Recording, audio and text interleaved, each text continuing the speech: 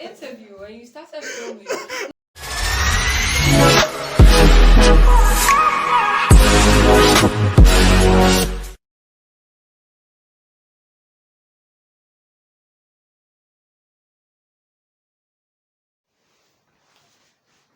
Hello, so welcome back to another episode. Today we have a different guest. This is Gigi. Hi. Hi. Okay, Gigi is our guest from Ghana, all the way from Ghana. So Gigi has been in Sweden for. You want to say something? No, I was gonna say you're saying Ghana like it's not literally right next to Nigeria. Well, at least from Nigeria to Ghana, we pass Benin Republic, we pass Togo. Benin and Togo combined is more than Ghana. So Anyway. this Gigi has been in Sweden for 4 or 5 months, and she has lots of experiences to share with us. Gigi is okay. But yes, I do have some experiences, not lots. Some. Yeah, 4 months experiences to share with us. So Gigi is a student, a master student of Stockholm University, where she studied marketing. So I'll allow Gigi to introduce herself, and of course share some interesting thoughts with us about Ghana versus Sweden, life in Sweden, life in Ghana. You know, things that are different from her own perspective. So over to you. Okay, so hi again. My name is Georgette, but everybody calls me Gigi. So like he said, Gigi. I am from Ghana. I moved here in December 2020 to do my master's in Stockholm University. I guess you said all of these things already, right? So, yeah, okay, you can repeat. Introduce yourself. No, there's no point because you've said it all already. There's no point in repeating it. But why did I choose Sweden? Because I'm pretty sure that's the first question. Every time I tell somebody that I go to school in Sweden, they're like, yeah, but why Sweden of all places, right? Yeah, I'm interested. I'm interested in that. Because on the internet, Sweden looks like the cheapest place in the world. No, I kid you not, right? So the tuition fee is not high. It's much less than you'd have paid if you went to the UK or France or the US even. The tuition fee is like pretty low, that I'll admit. But what they failed to mention in all the advertisements and everything, up until the point where you get admitted and then you start your processes, is the part where, the cost of living here makes up for what you're not paying in tuition fees. So really high. Rent's expensive, food can be expensive depending on whether you're eating out or buying stuff to cook. Uber's expensive as shit.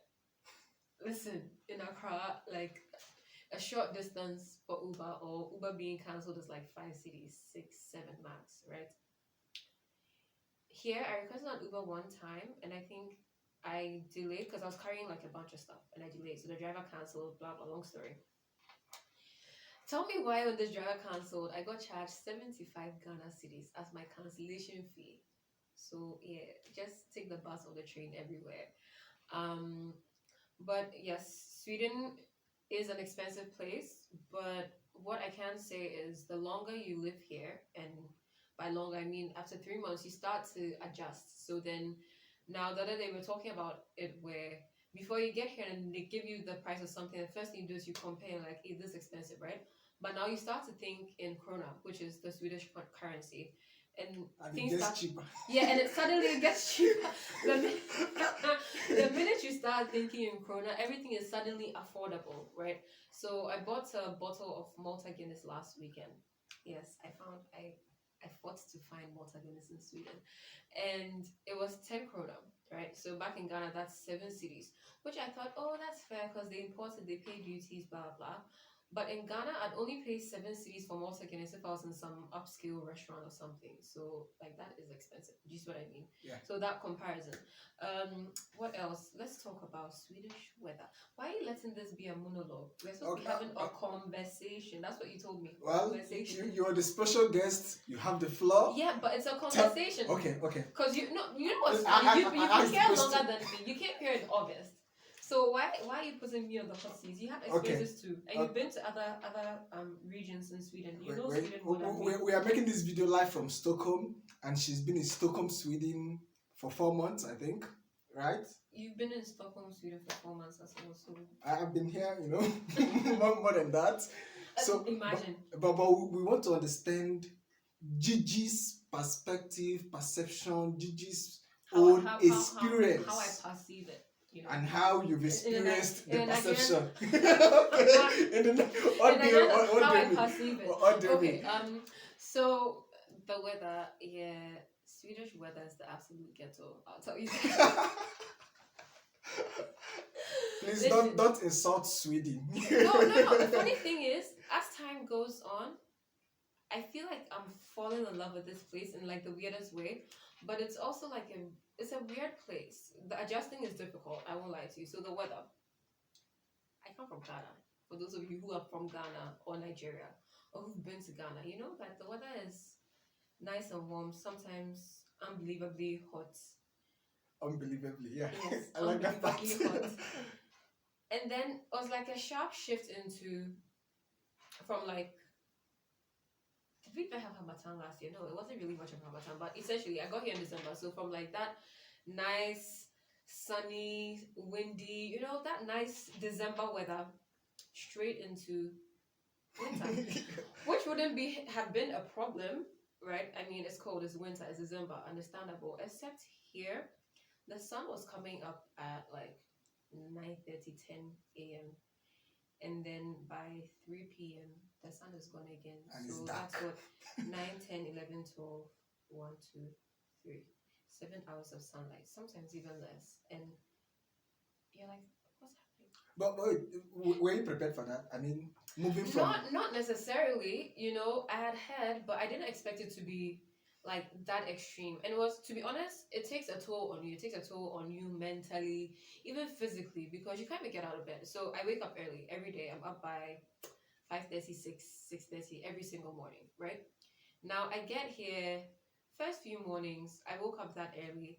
And it was confusing because you wake up early and then you're looking outside and it's like, it's dark everywhere by is 8 it 3 a.m. a.m.? Yeah, is it 3 a.m.? Should I go back to sleep? So then now you start sleeping longer and then you wake up and you start your day at 11. And because it's winter, the stores are opening at like 11, 10, 11 mostly.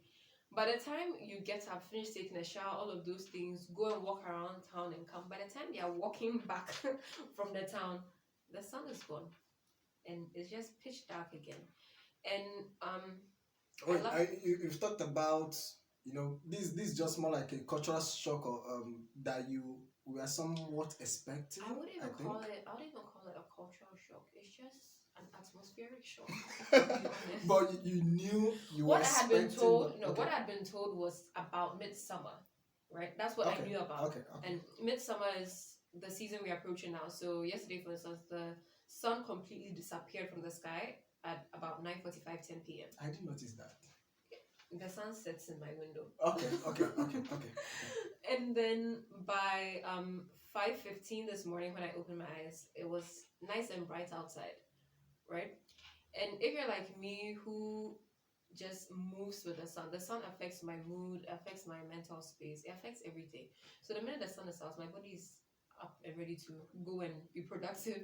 And I can imagine how the winter was if the sun works with yeah, your mood. exactly. So the winter was actually it wasn't a great winter. It was just very exhausting. And then I had some other things I was dealing with on a family level too. So then it was just really exhausting. No sun, it was draining. So that is something that you definitely need to prepare for.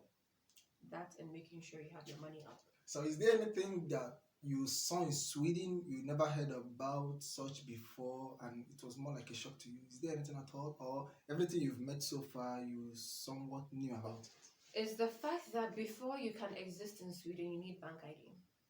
Okay. And that wasn't even shocking because I had read a bit about it. What was shocking was without bank ID, before you can get a bank account, you have to go and book an appointment for a bank account. Yeah. You book an appointment. And I was so confused because you need a bank ID to book an appointment. No, not even that. I walked into the bank. So in Ghana, you just walk into a bank. Hi guys, I'm trying to open a bank account. Then some customer service or customer relations person will sit you down, be very pleasant, pull out the forms, you fill it, all of that. Yeah, I walked into the bank and I tried to open an account and they said, oh, if you don't have any form of Swedish ID, then we're gonna have to book you an appointment. And my appointment was scheduled for a month after I walked into the bank. So essentially, what they were saying to me is, we don't care how you survive for the next 1 month, right? We don't care if you have your visa You're on card your from own. Ghana. Just exist. Come back in a month. Cool. I went back in a month. And I gave them all the information that their website said they needed and they had told me that they needed.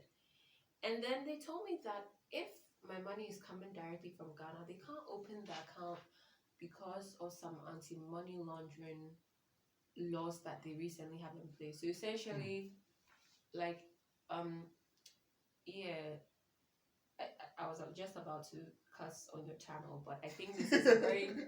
Please But don't, they don't told go me to delicate. go screw myself, you know. And I was just like, ah. So the guy says, oh, you can apply for a student loan, which is a thing here in Sweden. Almost everybody has one, I hear. You can apply for a student You loan. haven't applied, you know? CSN, I applied. Don't Okay. worry, I'll get there. You can apply for a student loan, or if you have family in Europe that's going to send you the money. They didn't give me that option, but later on I came to find out that I could have done that. Okay. So apply for a student loan or find a job is what those are the two options they gave me. I did apply for the student loan and they rejected me because they said I don't have permanent residence.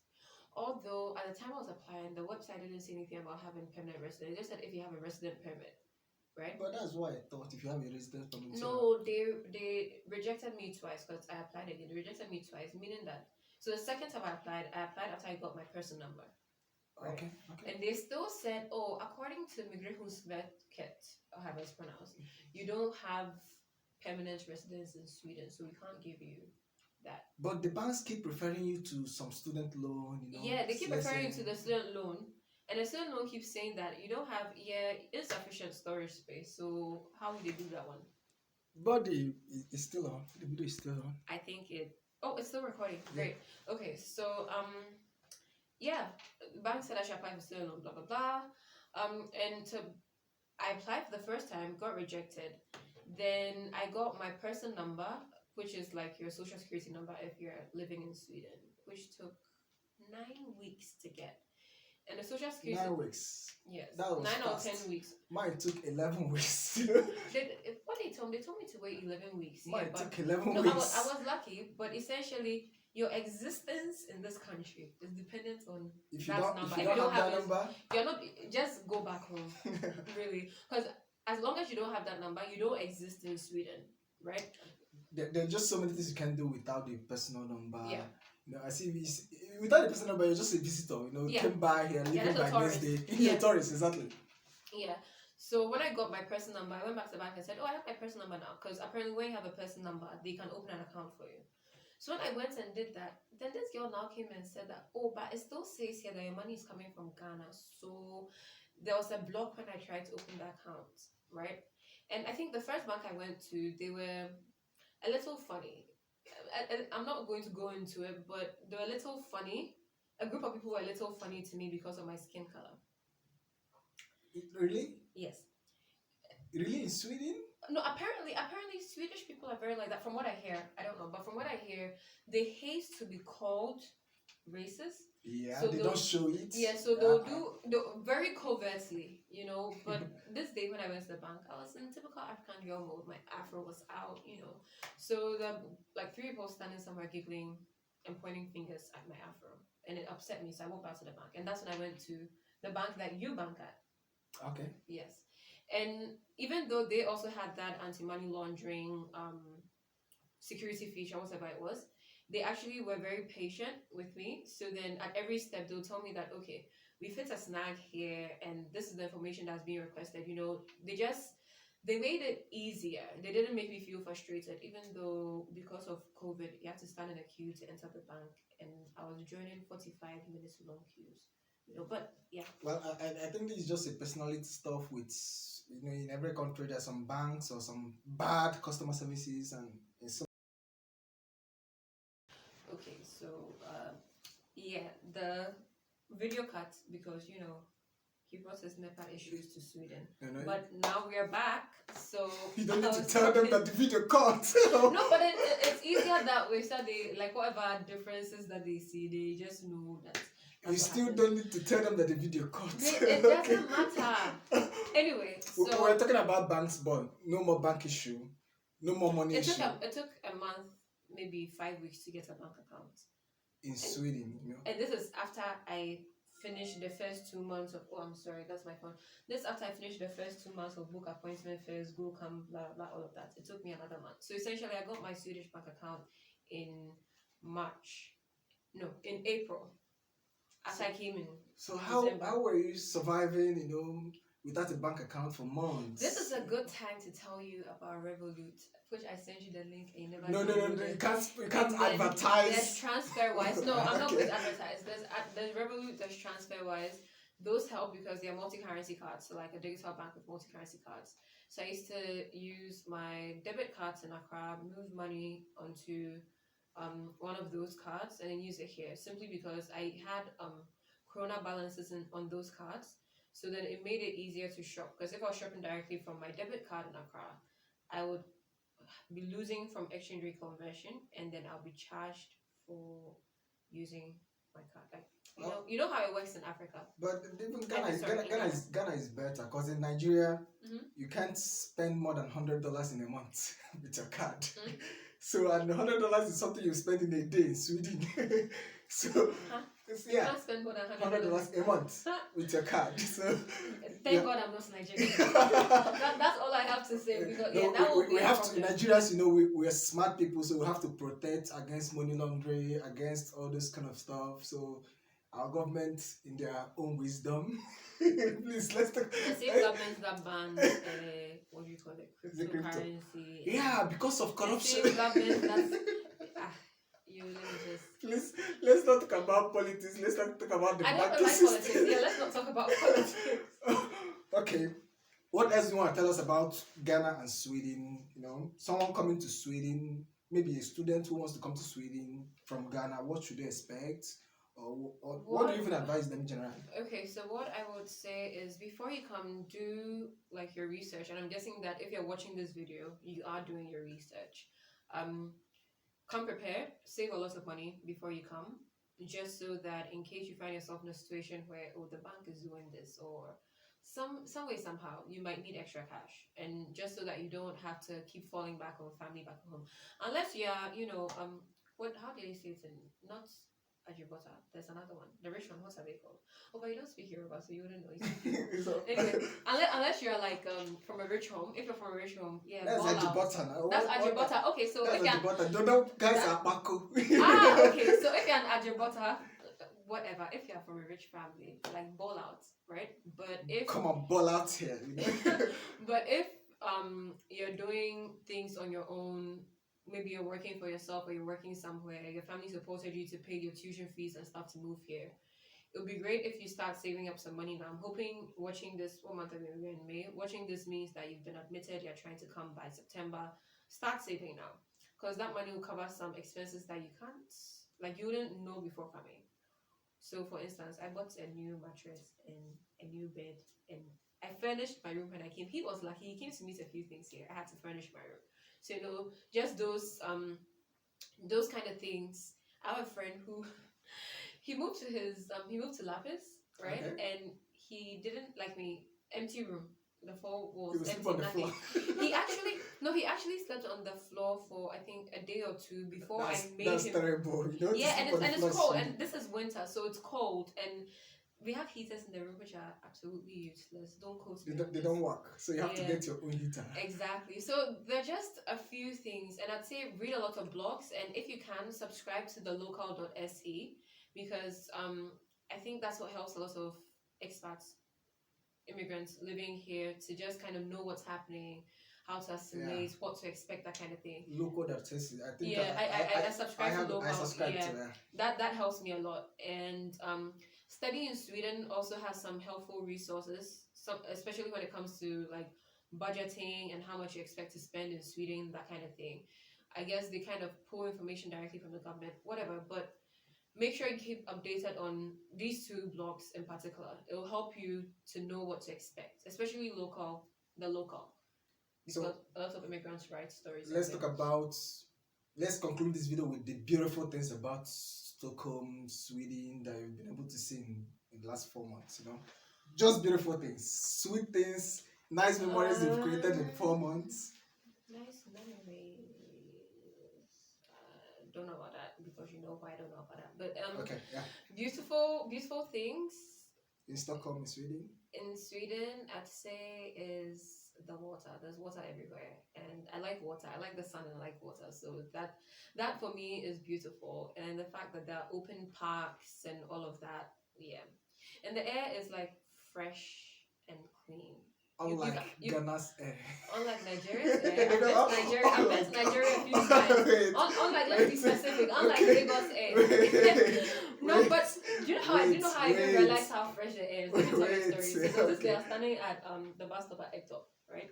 And then this truck, something came to pass. And then I think it smelled like the tire was burning, but it was mixed with some fumes. So essentially, you barely ever see cars with fumes coming out of their exhaust here. But I think this car had some fumes. It wasn't even dark fumes coming out too.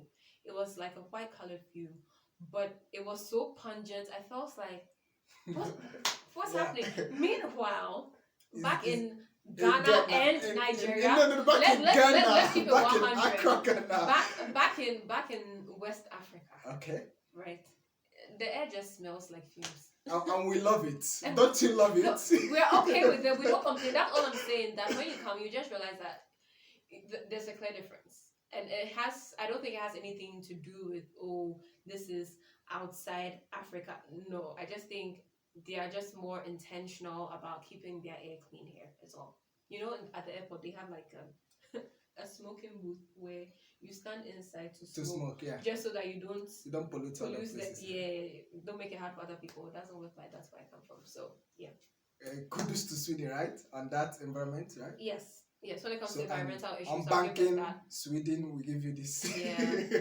You make it difficult for people who are coming here. No, that's not good. That doesn't sound nice. I don't think it's just banking. I just think generally let me tell you this, your first 3 months in Sweden will be hard. Yeah, they designed it to frustrate you. Yeah, to make sure you actually want to live without here. Your personal number, you can do nothing. You can't access bank account. You can't access some basic things that you need. Even going to the gym, they'll ask you to sign with your bank ID, and you only get bank ID when you have a bank account, and you only get bank account when you have personal number. You see how it works. So you need this to get this. So the first point of contact is the tax office, who will give you your personal number and a Swedish ID card, which will take nothing less than a month. So you come prepared. How do I survive for 3 months without these things? Save that money. Yeah, you find prepare your for that. Find your best friends, your bombers, all of them. Let them just be put on money. After the 3 months, you can then ball. We forgot to touch on finding a job in Sweden as an immigrant. It is hard. Yeah, please, can you speak a sentence in Swedish? Let's hear your Swedish expertise. Excuse me, sir. Can you speak a sentence in Swedish? Please, I want us to converse in Swedish. Do you speak Swedish? You've been here since August. Say something to me in Swedish. Okay. What does Hurma do? You're heterogeneous. My name is Genius. My name is Genius. Please, you just landed from me right now. No. You just landed from me. Okay, so, Hurma do. I can discuss that. That is how are you. Wait, I can discuss how I am on record. So essentially, I know more Swedish than you, but also I just registered for SFE. Okay, she just registered for a Swedish class, and that is free of charge. Yeah, but I don't start till next week. Talking about jobs, if you don't know Swedish, it becomes a bit difficult. You won't find. Stop sugarcoating. You won't find. You will try, and some of them won't even send their rejection letter. Like, don't even acknowledge that they've received the application to be. But I've seen people who got some English-speaking jobs. That's what I'm saying. It's hard to find. Yeah, it is. And I read somewhere. So initially, it was an Instagram reel, TikTok video type thing that I saw. But then after that, subsequent times, I've read a few articles which state that they call it foreign born. They don't call us immigrants in Sweden. They call us foreign born. When you're foreign born and you apply for a job, there's some discrimination that goes on there, which, like, essentially they give preference to the people who are born in Sweden. So how do they know? Your surname. Okay, your name. Your name will disqualify you. Yeah, Swedish have some peculiar names that if you just Yeah. see this name, you know it's Sweden. Exactly. You know, because I remember I had a meeting with a Swedish person. His name is, you know, in English is Anderson, but in Sweden is Andersson. Yeah. You know, so in Sweden have some unique names that they just know that this is Swedish and this is a foreign born. Yeah, but finding a job is hard, so you should look to remote work and all of those kinds of things. And yeah, I guess that's about it. Making friends in this COVID time is also hard because, like, yeah, you sit behind your computer and go to school. So, who are you really meeting? And in our building, people are a bit antisocial. So, People are really antisocial in Sweden. I mean, generally in Sweden. if you smile at someone, they might smile back at you, but sometimes they will just look at you like, what do you think you're doing? You know it's awkward smiling at someone. Oh, no, people smile at me a lot. I don't know why. But you're a beautiful lady, so people smile at beautiful ladies. But let me tell you something. Somehow I knew that Swedish people. So I was carrying a bag of groceries, and I think my bag tore. In Accra, like about 3 or 4 people. Somebody's looking for a bag for you. Please. Somebody's trying to carry the stuff. Like, you get the help that you need, right? Some boy somewhere who's trying to move to you has been watching you since you start carrying the bags. The minute something happens, oh yeah, he's or something is going to happen. Someone, male, female, old, young, somebody will help you. Here, everybody just walked right. You're on your own. People don't really. Nobody cares. People don't give a damn. They just. Yeah, I hear it's because they don't want to be responsible for anyone or anything. So if there's like an accident, they'll wait for the police to come and take the person. Because if you take the person, you have to take responsibility, right? Yeah, file police, like some long process. Yeah. Well, over here they just respect your space. You're on your own. Even before COVID, from what I heard, if you're in a bus, nobody will sit beside you. That's exactly what I was going to say. So I used to think the way we sat in the bus was social distancing, but then a friend was like, "Oh no, that's how we sit in the bus in Sweden." I was like, "Oh wow." You're sitting here, they will give you some 2 gaps to sit somewhere there, and you think, why is this person doing? Is it because of my skin color? No, it's not because of your skin color. Yes, yeah. It's the way of Everybody life. just values their personal space in Sweden. So if you're introverted, I think you would love Sweden. But if you're extroverted, you will struggle in your first couple of months. Eventually, you start to assimilate, but you will struggle. Yeah, but I heard that the clubs, the pubs, some vibrant place. Have you seen any single clubs since you came? Well, COVID. You came in August when the Swedes didn't care about COVID. Did you enter any club? I was new. Pub and clubs were not in my vocabulary at that point. But now it's in your vocabulary. But it's COVID. No, but now it's your vocabulary. You want to go. Anyway, you've heard 1 or 2 things about Sweden and Gigi's experience, Ghana's experience in Sweden. I'm not the only Ghanaian, Maybe somebody had a different. You know what? I'll give you somebody else to interview, but please do the outro. Okay, but as far as this video is concerned, you are representing Ghana, and Nigeria came first, Ghana came second, Sweden came third, right? So this is more like a competition. So guys, see you next time. Yes. Bye, guys. Okay, bye. Peace out. This